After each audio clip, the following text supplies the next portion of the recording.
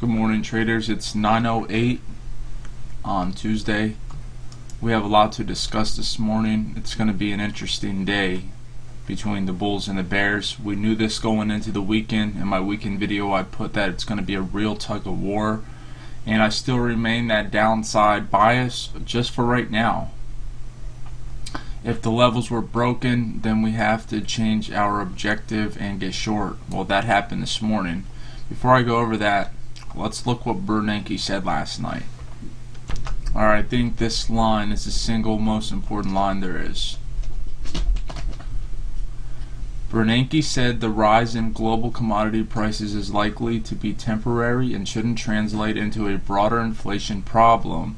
However, the Fed chief was quick to add that if his prediction is wrong and inflation begins to mark strong gains, the central bank would respond. Okay. I really don't get how he could come out every time and say that if he's wrong, then he will have to respond. He's been wrong this entire time. He's still leaving rates low. And this is just devastating for us. I mean, Walmart came out and he even commented on Walmart's remarks. I'll show you. Alright, here it is, the Walmart comment. What Walmart actual words were is they said that you better be ready for serious inflation at the stores. He attributed the strong gain in global energy and food prices to supply and demand conditions, adding he reckons these prices will eventually stabilize. That's total BS. Supply and demand? Are you kidding me? It's because of a devaluing currency, and that's what they're going to try to do. Whenever a country is in a situation like us, they try to keep printing money, so there's probably going to be a QE3, QE4, maybe even more than that.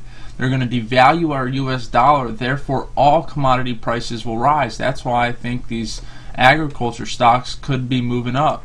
I'm going to do a commodity video either later tonight or tomorrow so I can point out everything that's happening.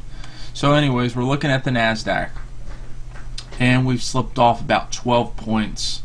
We're holding that at 23.22, which is yesterday's low. This is the NASDAQ futures, by the way. We mainly follow the comp, but let's just keep this on our radar. 23.28. If we get over it, look for 23.32, which was yesterday's close. Why is the NASDAQ down? Well, here you go. Yesterday, Apple closed at 341.16. Gap down to 329.50. Tagged that. We had two levels down here, bounced it off it nicely, and if you were trading in pre-market, you would have made a decent gain right here, about 8 points.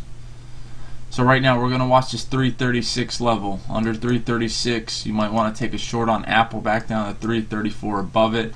Look to get up to the yesterday's prior low at 338.40.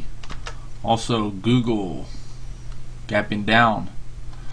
Closed at 587, gap down to 582. We're trading at 583. Once again, yesterday's low. If we get going, look for 585 to 586.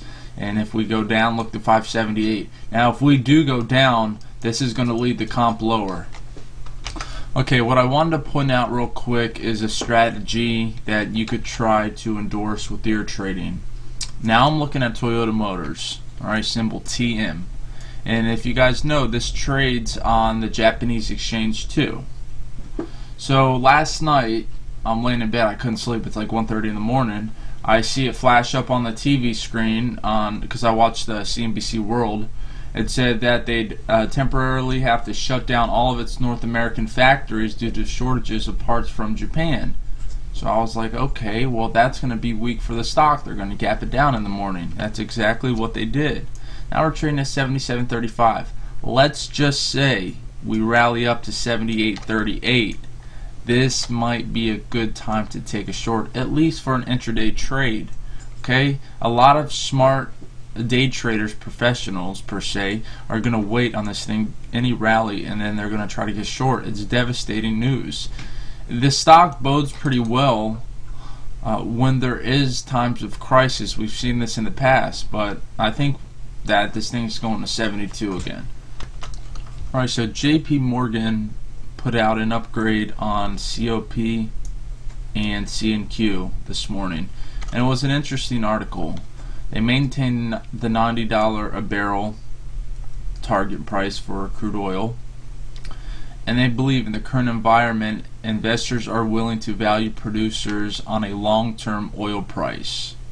Alright, so investors are buying the drillers up because they think that crude is going to be going higher.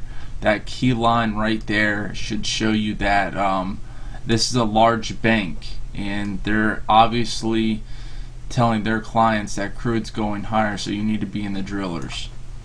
Alright, then Citigroup, symbol C, got an upgrade. They think that it looks good on the evaluation side, and I'm not sure when they're doing the reverse stock split.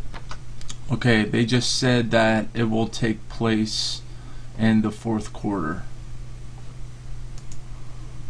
so keep an eye on that. And then Harley Davidson had some good news out on it. Alright, that's it, traders. Remember, watch the ags today. Be careful trading. It's going to be a big swing day at tug of war once again.